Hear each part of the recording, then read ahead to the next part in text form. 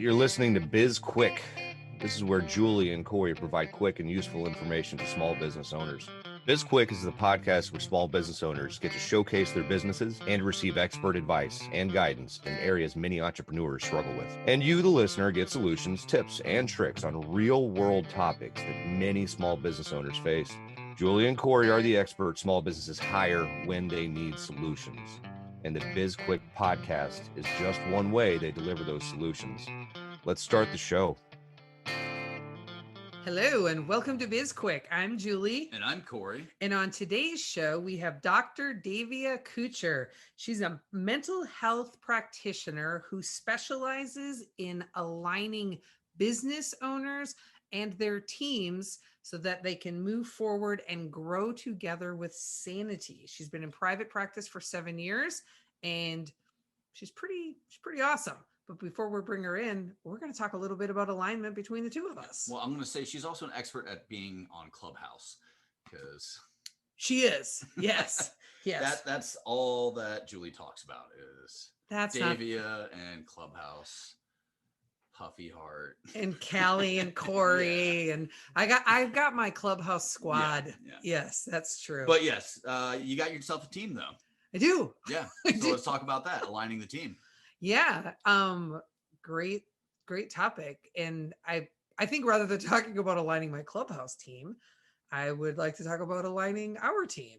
Well, it's just the two of us. Right on. Yeah. But I mean, let's be real. We've had some instances where we've not been in alignment. Yeah. Yeah. We're going down one path and I'll be like, wait, what?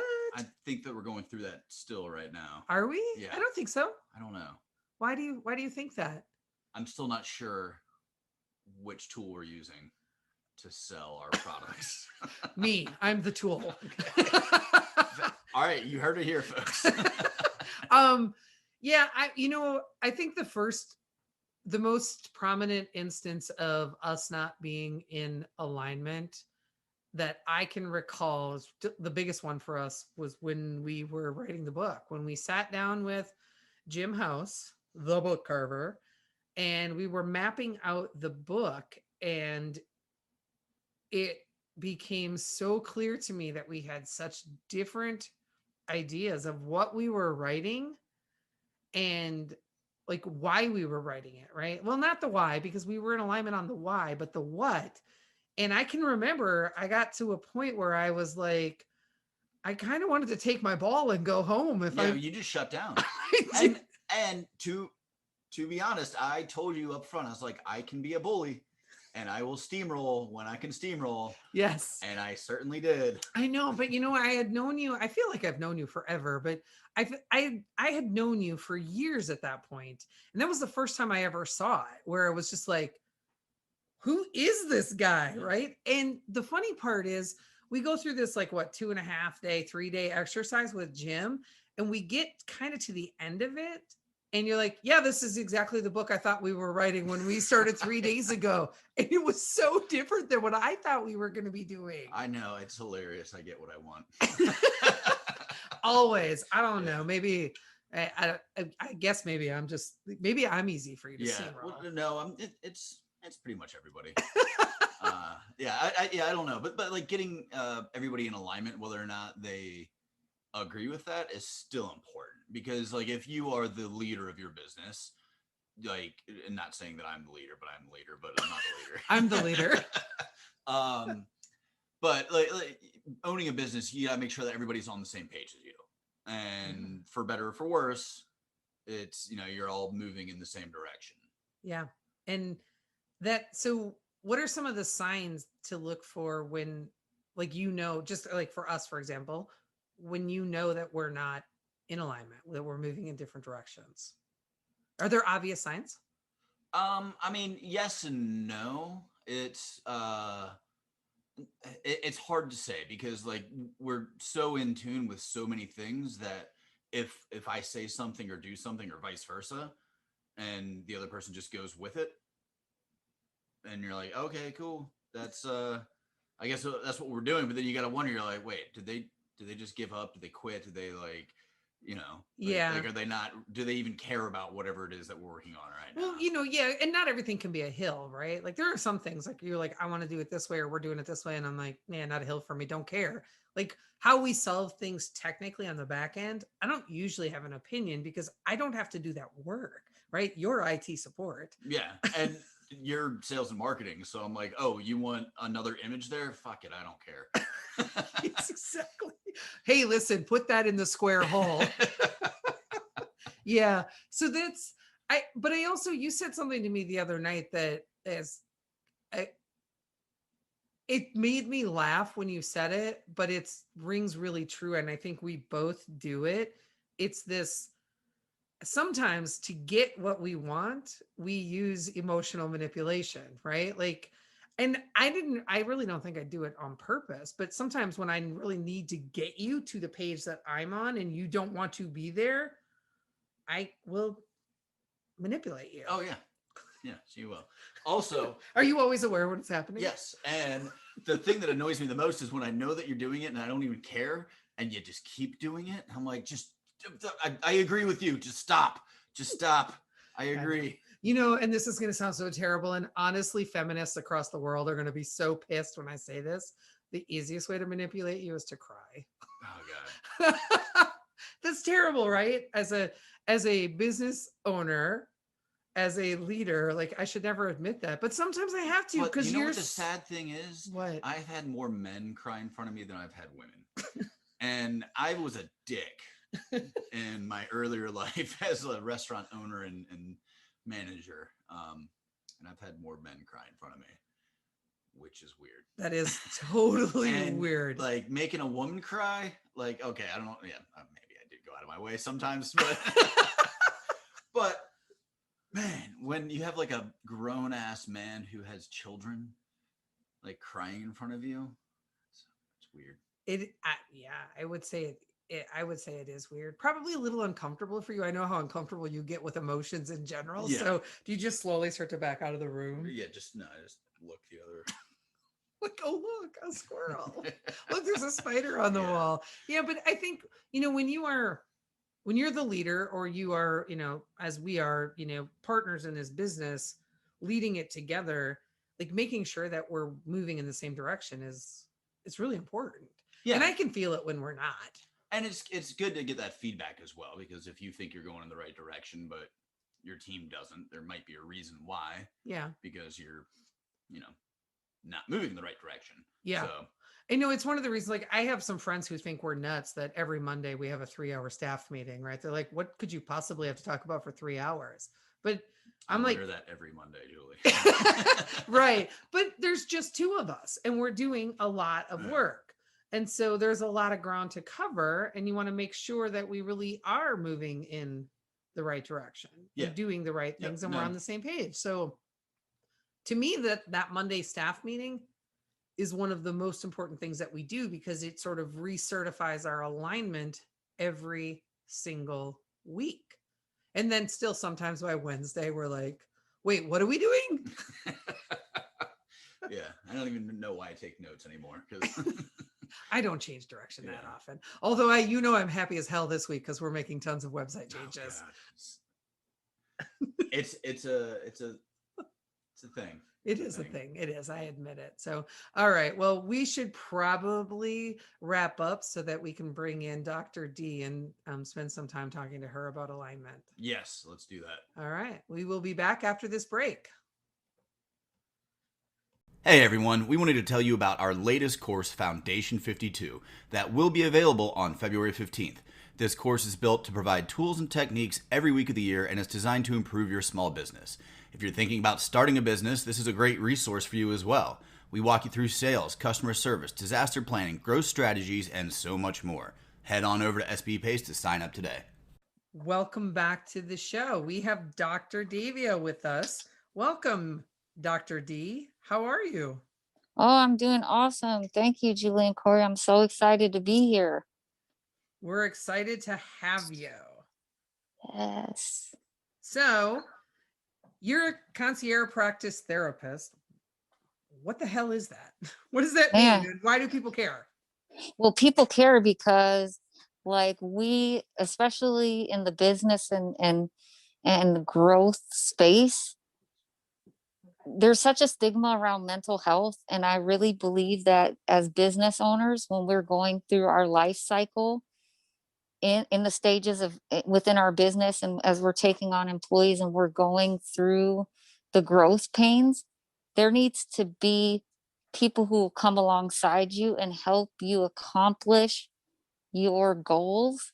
Like, I use the sustainable scale sanely as an important model, because you are not going to book an appointment with me to talk about why you're mad at your dad and in the middle of a scale. Like, we need to be able to diagnose, treat, and release the issues related to your business and the relationships within your business, so we can get all the kinks, so to speak, worked out, so that things move forward at the fast pace of scale. And you're saying through the process and it makes sense. Okay. And so that the benefit to you as an owner is that it's really smarter, not harder.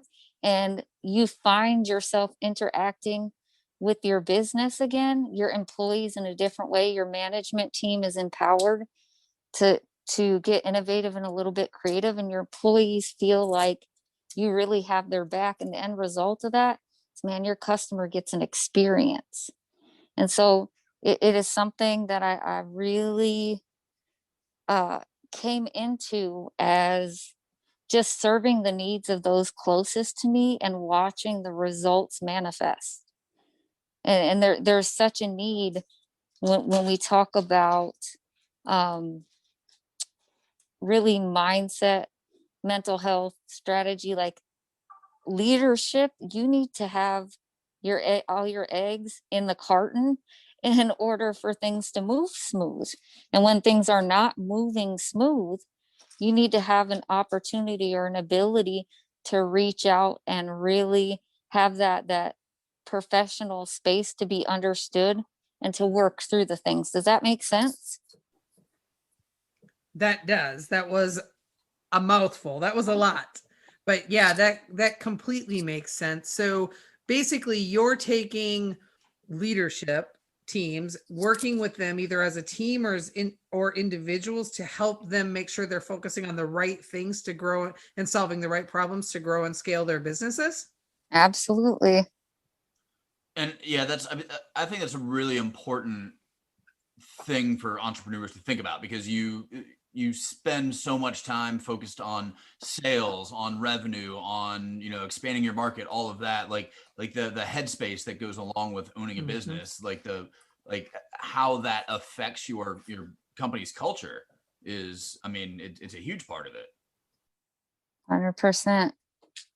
And I really think, like, when we work from the head down through the rest of the body, like being you, the owner, your company is like the rest of the body. When you are on point, and then we can address the other parts of the body, like, man, that culture is snapped in, and really it makes for that brand alignment, and not just having like, oh, we have a mission statement, we have some core values. No, like, those are the fundamentals. And it's just so amazing how just being able to innovate and being willing to allow the opportunity to have this for yourself as an entrepreneur can really transform yourself, how you interact with your employees, how you're connecting with like colleagues, how you're networking, and how you're retaining the best talent. Yep. How you show up for other people in your business, or even for your family or for your friends, is really, it's important. And I think when you're talking to entrepreneurs, small business owners, right, which is who we serve, there's a lot of times you're battling all these things on your own in your head, right? And let's face it, you go through rough seasons as business owners where things aren't going well, sales are dipping, revenue's down, the bills are still coming in, and you're kind of starting to, it's almost like you're paddling that boat as fast as you can or doing that doggy paddle if you're completely in the water and you're Yeah. and you're trying to move and you're just kind of beating yourself up in the process. And it's so important to have the right headspace to get through that. Yes. And it's like, when things are not going right, we have to address them. Like, not everything is happy clappy. And so when it's not happy clappy, if we can get to the root of it and help put some supports around you, you can recover a lot faster. And so those obstacles don't become standstills for you in your business. What's a typical engagement look like with you? So like if Corey and I were going to hire you, what does that look like for one of your clients? So it very much uses, like, I call the diagnose, treat, and release formatting, because we are accomplishing some of the fundamentals of therapeutics, but what does your outcome look like? And so it's designed to be really intensive in that, like, I'm coming in and I'm literally hanging out with you in your business, getting to know your brand, getting to know what you're doing, how you're operating.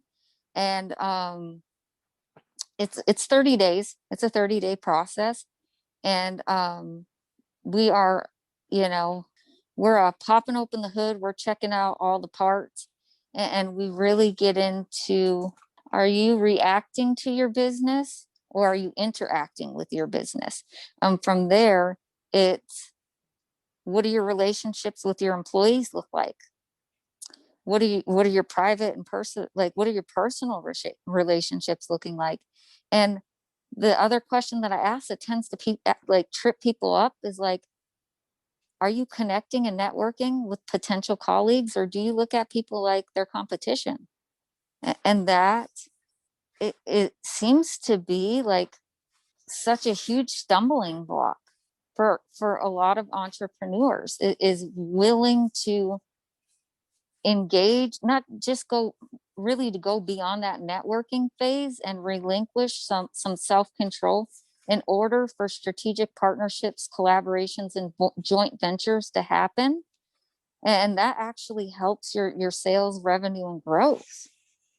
Yeah, I think, what triggered for me that last comment that you just said about the networking and connecting is for people who are just getting into entrepreneurship and starting a business, and how important it is that they have a network of people, but how hard that network is to find for some people, because you tend to look at the people that you know and that you've leaned on your whole life for other things, right? So you're looking at your family or your college buddies or your friends that you've had since first grade, and they're probably not going to be the people that you need to network and connect with to really grow that business and get you started.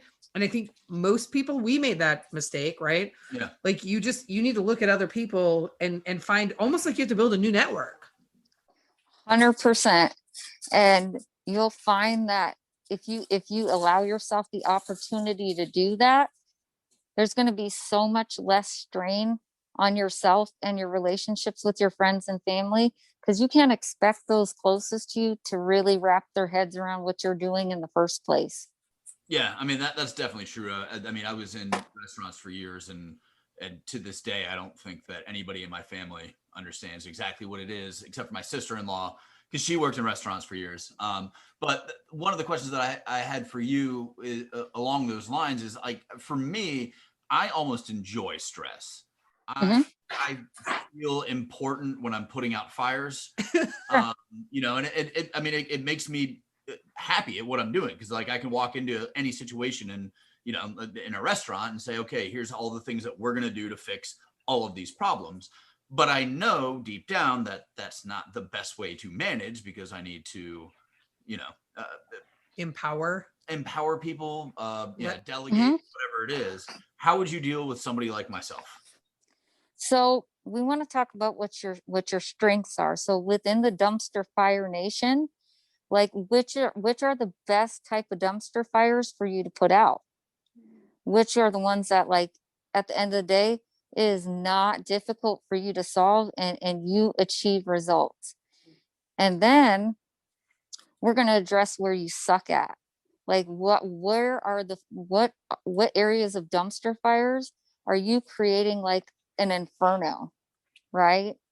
And so knowing the distinction and the difference between the two will not only help you understand which dumpster fires you should be putting out, but what are or who are the like your JV team, who are partners or like collaborations, like product technology, software, VAs, and outsourcing, things that you can delegate comfortably, and know that that really supplements, honestly, where you suck. Because you think like, yeah, I'm great at putting out all those dumpster fires, and you're like, well, wait, some of those turn into infernos, man. Like after, wow, that's a lot of damage. And you're like, well, maybe if I would have invested in a VA, or if I invested in a project manager, or maybe if I, had this, I had an app or some software like that could do this thing for me. I wouldn't even have to address that particular dumpster fire. And so it gives you a visual. What we do is we focus on your strengths and weaknesses, with your weaknesses being how can we supplement it, and you clearly aren't dealing with it. And when it happens, we got the backup plan for that. So it's smarter, not harder. You like stress, you're full octane, then let's utilize that full throttle octane in exactly the areas of genius and where you're the greatest at putting out fires. And then let's take a look at your team and see where they're great at putting out fires.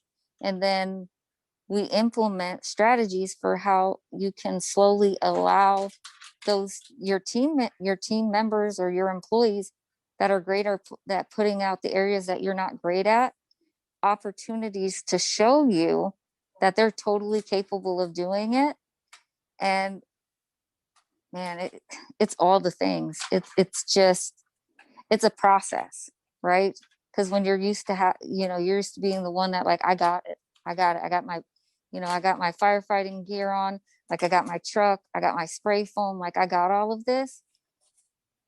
And then you realize when you start adapting or delegating and promoting from within, all of a sudden you turn around, you're like, yep, we got all 4 squares covered and somebody's hitting the roof, and we are getting this fire out in like half the time.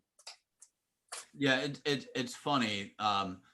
That orchestrated chaos, it makes people feel like they're in control. And yeah, at some point though, you have to address the fires, right? Like there shouldn't be fires, right? So we can like you need to implement the processes and look at the strengths of the leadership and of the team, and figure out, how do we get fewer fires to put out, right? Because ideally you want to streamline everything so that you can focus on, I don't know, taking days off instead of. But I mean, fires are always going to happen, but like Davia was saying, it's being able to get people to put out the fires for you. Which in your case, it's being able to allow people to put out the fires. Yeah. Are you rated on that water bucket? Exactly. Yeah, right. Exactly. It's letting someone else. I was gonna say use your hose, but that sounds really dirty. So That does. That sounds so dirty. giving someone else your spray foam. Nope, that also sounds. Yep. Oh man. Water bucket. Water bucket. Water bucket. This is a show for adults and children. So yes. That's a good take. So then you, as you're working with people, you're kind of identifying ways that you can help them to release more responsibility to other people on the team, and basically sharing in the burden of the work. Absolutely. And we're working on those soft skills so that you can start to experience the transition without the panic. Okay. Right? Because that's important, that we're implementing those small small opportunities for allowing, you know, the promote from within strategies to allow the employees to really have a chance to shine. Because as owners, oftentimes, you know, we interact with our employees, but sometimes we never get to discover like they have some amazing firefighting skills, and allowing them the opportunity to try or to speak up and maybe say like, you know what, this is an area where I can help. It can blow your mind. You're like, wow, I had no idea. Like, yeah, so and so is a great accountant, but I had no idea that they're super solid on like create like working within like effective distribution chains within our local area. Like, I didn't even know that. Yeah. So if it's so let's just say that you're working with Corey and I, it's 30 days. Mhm. At the end of that 30 days, what can we expect in terms of what would be different about our business? Well, what's going to be different about the business is we're starting at the top. So when, you know, when you draw a traditional corporate model, like it looks like the food pyramid. And I don't know who decided that, like food pyramid or corporate pyramid. That's not the truth. We actually take that and we're physically flipping it so that you can see, as the owners, you need all that room to run. All that room to run. And that in it, you are able to do the tasks that you need to do, want to do, have to do, and must do. There are levels to that. And then you're engaging with your management team, and you're dialing in and having a new way of relating and communicating. Okay. And we're redefining like I'll use HR and marketing. Like your HR staff is now empowered all of a sudden to have some freedom to do some things, like maybe integrate new payroll software, right? Because it's going to save the company money, and it's going to save them like a bunch of time in filling out forms. Like they might have asked you in the past, but you weren't in the headspace or the position to really hear them out. And then, so we meet together with the corporate team, we meet together with your management team, then we meet together with the employees. And then from there, we get everyone together. Within those 30 days, like we've not only worked on the culture of the business, like a reset, but they really know, understand, and resonate with your brand mission, your brand values, and your goals and outcomes. And they feel like their performance and the things that they do, not only are they empowered to do it, but they are invested in your success, because they feel they don't not only feel, but they are empowered through this 30 days that we're moving through the cycle together, because they've gotten to experience it. They feel heard, they feel understood.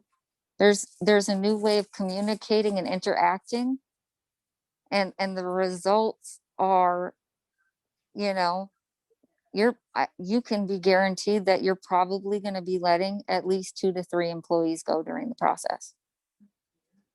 There's Literally. only 2 of us, so there's no Well, way to run her I know, like that's great, because Sorry, Julie. you know, like you don't have the pyramid problems, like, but in your case, your foundations are going to matter 1,000%. How you build up your interaction versus reaction within your business and towards each other, and how you're looking at and communicating how you're going to be bringing on employees and the roles that they're going to fill is so important. Because you really, when you're clear and you're communicating with each other, even when it's not perfect, it's going to allow you to retain the right talent that is going to fit within your company and in right alignment with the both of you, so that as you're growing, right, and you're taking on more capacity, those initial employees will become leadership under your own roof. Yeah. So is there a typical size or a size of a business that you like to work with, Dr. D? Oh man. Yeah. You know what? Let's see. My two favorites are 300 to 500 employees and 5 to 7. Like that, like I have two really strange categories. So really small, and then the medium that's moving into the large size corporate C-suite space. Interesting. We're gonna have to wrap this up. Okay. You have one last word of wisdom for our listeners. Give yourself permission to say yes. Yes. Yes. I love it. Thank you so much. Can you tell our listeners how they can find you? Oh, I'm excited. You can catch me on the Clubhouse, 7-figure sales every single day. Julie, I always get the times messed up. I'm in Central Standard Time. Yeah, so 7-figure sales runs at 8 a.m. Eastern and 7 p.m. Eastern, or 7 days a week. It's every day of the week, 8 a.m. and 7 p.m. Eastern. Yeah, so I'm in there every single day. So if you want to connect, come catch me in Clubhouse. Otherwise, feel free to email me at simplydavia@gmail.com and we can set up an appointment.